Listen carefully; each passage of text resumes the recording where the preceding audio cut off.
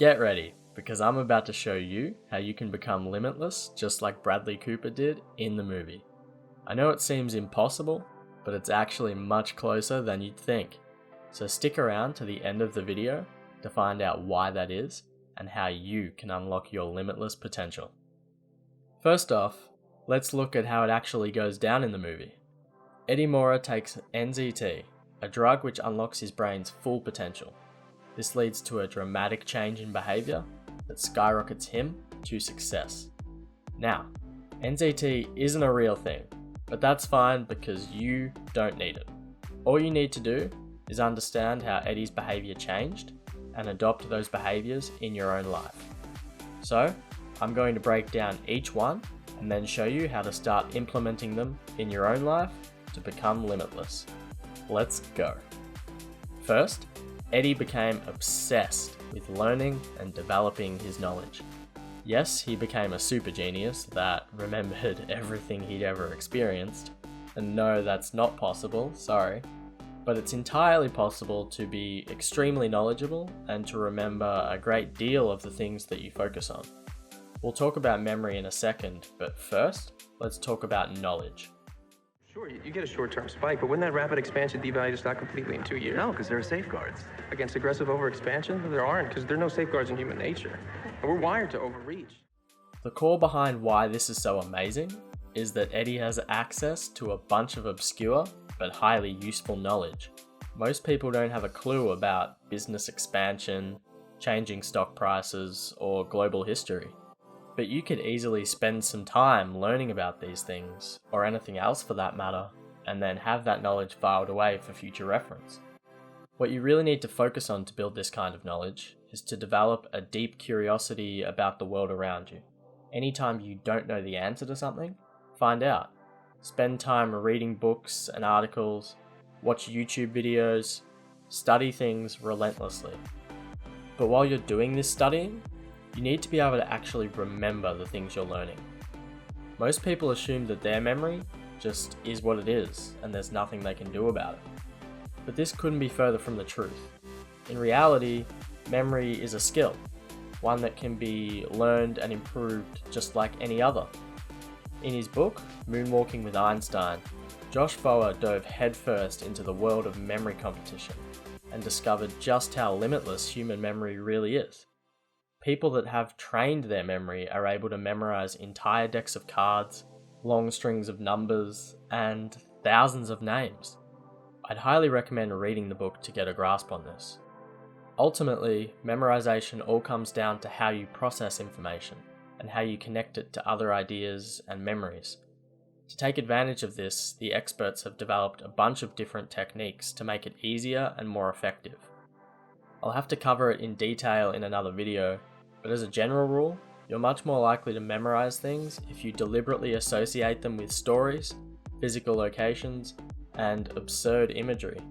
For example, if you want to memorize your grocery list, you could visualize walking through your garden and seeing a giant version of each item in a certain location. Next, let's talk about how Eddie primed himself by controlling his environment. One of the first things he does when on NZT is this. Who would live like this? My first thought, torture. But saner heads prevailed. To some people, it might seem a little odd. He's got super intelligence and productivity for who knows how long, but he spends his time cleaning his apartment. But Eddie understood what kind of effect this can truly have. Our environments prime us. They influence our mood. Living in a clean, organized environment promotes organized thoughts. You'll be less stressed, more focused on the things that count, and waste less time trying to manage the clutter. So here's something that you can implement right now.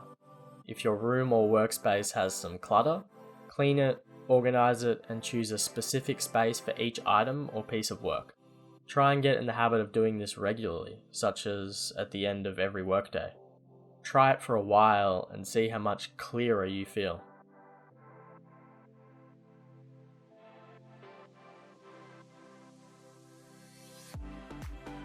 Here's another one that has a much larger effect than people might realize. Sure, getting in shape makes you more attractive and boosts your confidence, but it also releases endorphins, a feel-good chemical that boosts your energy and makes you feel happier and more productive. It's really no surprise given that the human race spent thousands of years running, hunting, and gathering. We evolved to move, and it's only in recent times that we've started to live a more sedentary lifestyle. So, if you want to become limitless, you'll need to get in the habit of moving your body regularly. Next, Eddie was extremely clear on his purpose and had his priorities in order. I knew what I needed to do and how to do it.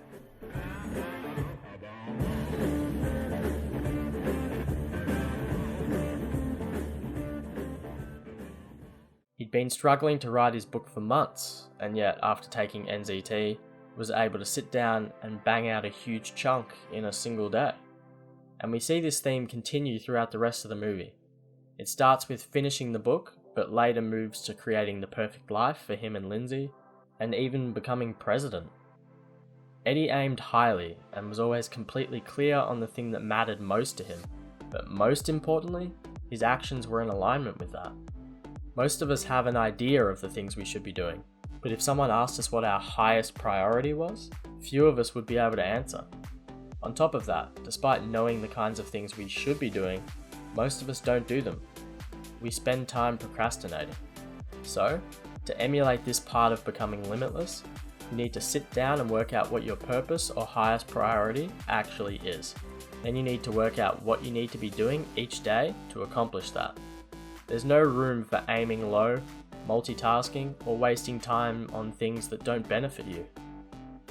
Okay, pay attention because this is possibly the most important of all. Eddie knew how to get into flow. What I mean by this is he's able to get into a state where he's completely focused on his work and everything else melts away. In fact, this scene displays this perfectly.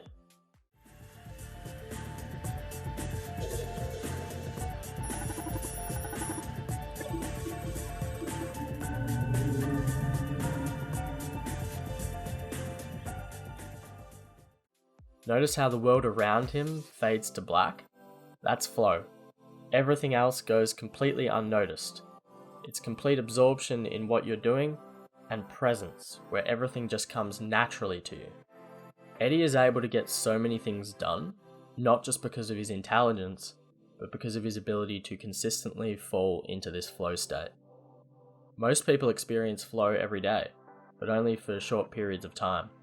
The key to extreme productivity is to teach yourself to experience long, uninterrupted flow states. Getting into flow can be tricky and will be different for each person. As such, it requires a video all to itself. But as a general rule, to experience more flow, you should actively remove distractions, such as your phone, from your work environment, and tell people not to interrupt you. Listening to a single song on loop while working can also help. And finally, Eddie's social ability goes through the roof. Now there's a lot to dissect here, so we're going to go through a bunch of smaller things that contributed to this huge boost in confidence and charisma. Obviously, he notices a giant increase in his confidence when interacting with people. Some of this can be attributed to the new workout routine and the makeover that turned him into a handsome stud, but we also need to look at how he carries himself. His chin is up, his shoulders are swinging, and he's moving with purpose. He's carrying himself like someone who matters, and this is just simple body language. He also interacts with people in an extremely likable manner, despite the fact that he's now the smartest man on the planet and does display some arrogance to match that. When he interacts with people, it's completely genuine and often humble. Since when do you speak Italian? Oh, self-improvement month. I guess somebody gave me a wake-up call. Although he's happy to show his intelligence, he doesn't make a big deal out of it. He also completely avoids small talk and cuts through to real, meaningful conversation, which most people don't do, despite it being extremely effective for making an impression on people and finding a connection. On top of this, he's brilliant at reading and understanding other people, and then matching his behaviour accordingly. I quintupled my money 4 days in a row. So you got a fix in the game? No, not a fix. I was able to calculate certain patterns using algorithms. If you look at column 4, this was the first. You're good. Okay, it's a fix. Eddie watches closely and instantly knows that the loan shark isn't convinced. He's able to quickly change tactics and get the result he wanted. What allows him to do this is an in-depth understanding of body language. Again, it comes back to knowledge. Now, all of these social upgrades are possible because of one key element. When Eddie was on NZT, he never got stuck in his own head. He was always completely present and focused on the other person. Naturally, this meant that he wasn't experiencing any form of fear or social anxiety, but it also meant that he wasn't emotionally reactive. He was able to handle confrontation calmly like he does here. What's wrong? What? You don't like me, and I don't blame you. You see a self-defeating, energy-sucking piece of shit who's sponging off your husband. You're wishing I'd blow my brains out, but my existence shouldn't make you this upset. What is it? That's none of your business. In these kinds of scenarios, most people would get flustered and start yelling, or throw around insults. Emotions would heighten and the situation would escalate. But Eddie keeps emotions out of it, stays calm, and Patton interrupts her to prevent the argument from escalating. Maintaining this kind of calm in the real world is challenging, but it becomes much easier when you're able to stay in the present moment and out of your head. The perfect way to practice this is through mindfulness meditation. It's very easy to start, so look it up if you're interested. So, for you to tie all of this together, here's a summary of the changes that you need to make to become limitless.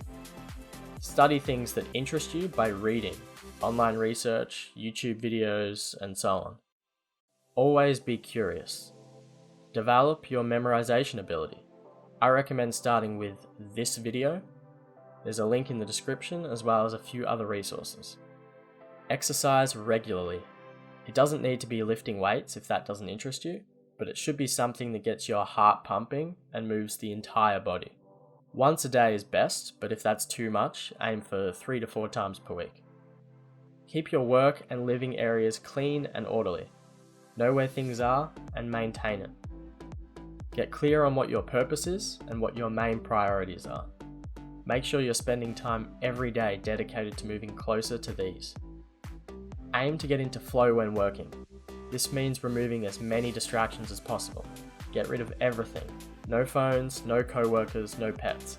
Anything that you routinely find yourself stopping work to attend to needs to go.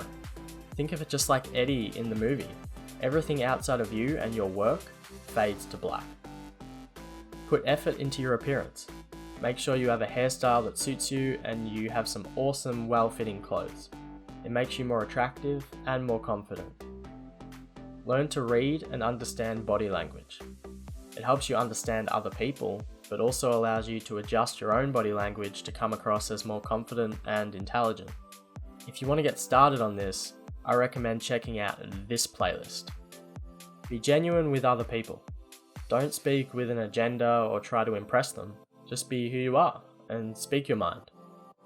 Stop wasting time on small talk and have real conversations. This connects back to being genuine.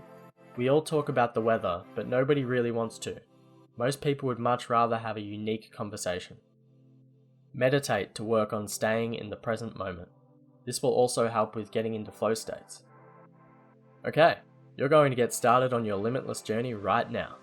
I want you to pick one of these and commit to implementing it every day for the next week.